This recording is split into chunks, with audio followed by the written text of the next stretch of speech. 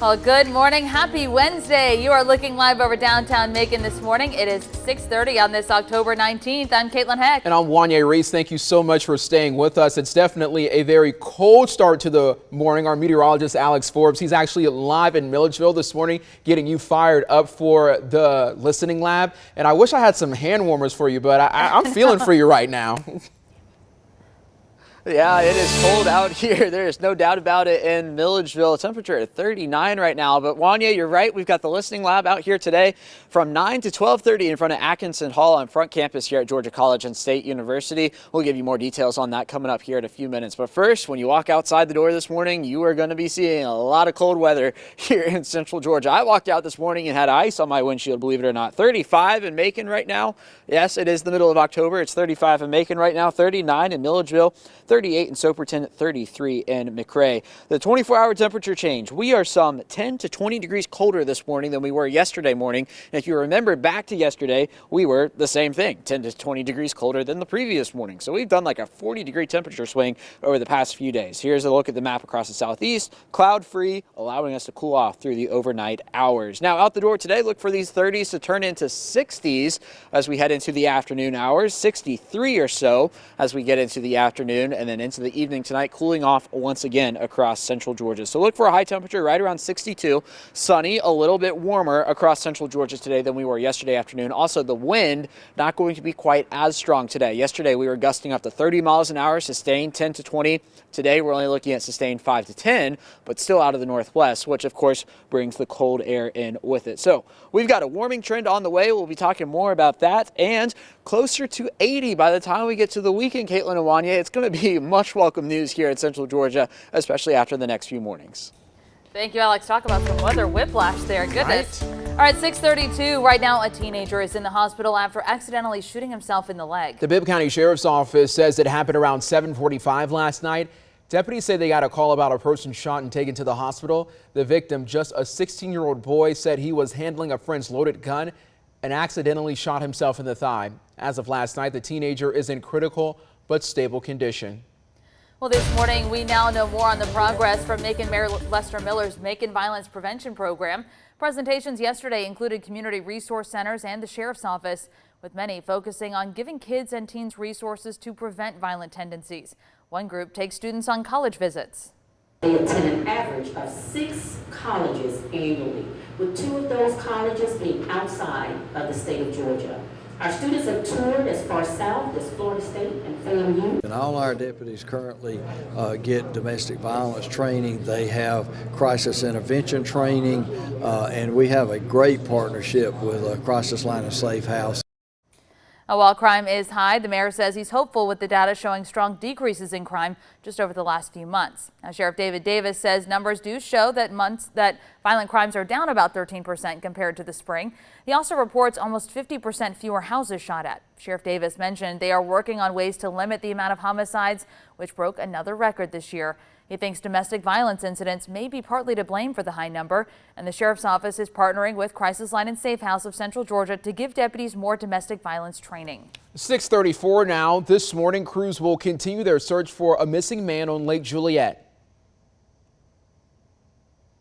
The boat capsized at some point. Both occupants of the boat went into the water. One of the occupants was able to swim to shore, make her way to the roadway and flag down help. Fire Chief Matt Jackson says this all happened around 2:45 yesterday afternoon. He says the woman in the boat made it to shore and refused medical treatment. She told the Department of Natural Resources the man was able to hang on to the boat for several minutes. Then he went under and never came back up. The DNR says their aviation crews flew the area and found the boat. They had to pause their search for the man once it got dark last night. Well, a Macon teen is now dead after his motorcycle collided with a truck earlier this week. That's according to Bibb Coroner Leon Jones. He says Marquez Taylor died yesterday afternoon at a hospital. The Sheriff's Office says the wreck happened Tuesday night near the Family Dollar on Napier Avenue. The truck driver did not get hurt, and the Bibb Sheriff's Office says they are still investigating. In Fort Valley, a woman says during a trip to see friends, her camper got stolen and vandalized. Nancy Sutton says she came back to Fort Valley from New York to visit friends and take part in an art show. So she took her camper, which she has lived in for years. On Sunday, she says she left it unattended for about 20 minutes to do some work.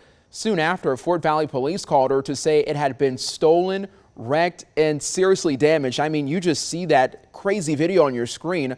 Sutton says the inside was vandalized, her jewelry was thrown across the floor, and cocoa powder was spread all across the mobile home. Now hundreds of miles away from home, she has this message for the thieves. If you want to rob me, rob me. Take my food, take my money, take my wallet, take anything in here. But why do you have to destroy my camper?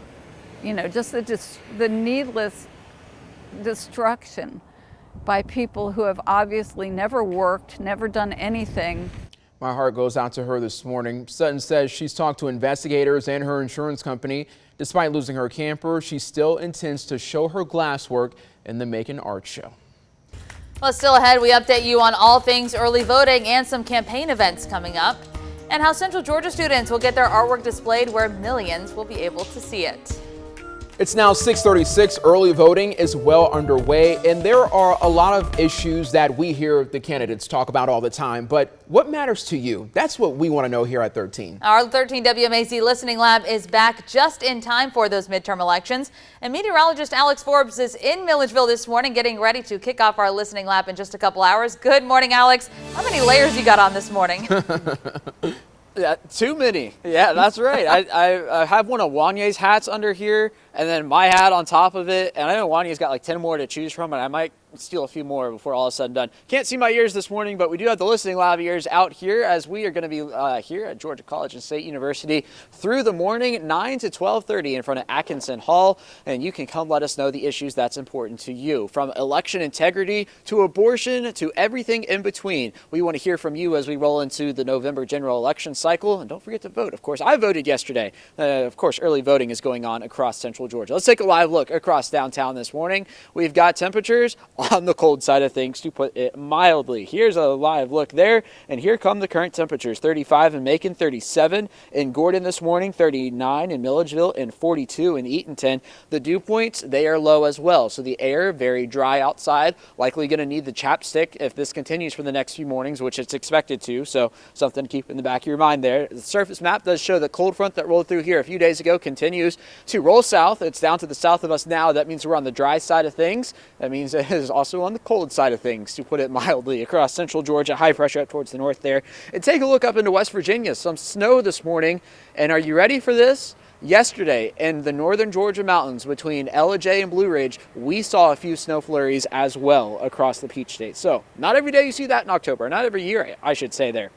Here's future view as we head into the morning hours. Temperatures going to continue to fall a few degrees before we warm back up into the 50s, 55 or so by the time we get to the noon hour. Then once we get into the afternoon, into the low 60s across Central Georgia, forecasting a high temperature of about 62. And then into the night tonight, back down into the 30s once again, flirting with the freezing mark. We do have a freeze watch in effect, which you will see here in just a moment. And then it is smooth sailing on into the weekend there. Here we go into Saturday, on into Sunday. Only a few clouds traversing the Peach State, and then once we get into next week, maybe our next front beginning to take shape up towards the northwest there, and then that looks to roll in towards Central Georgia by the time we get to Tuesday or so. Keeping the rain chances low for now, but don't be surprised to see those jump up here over the next few days, as it does look like that front is coming.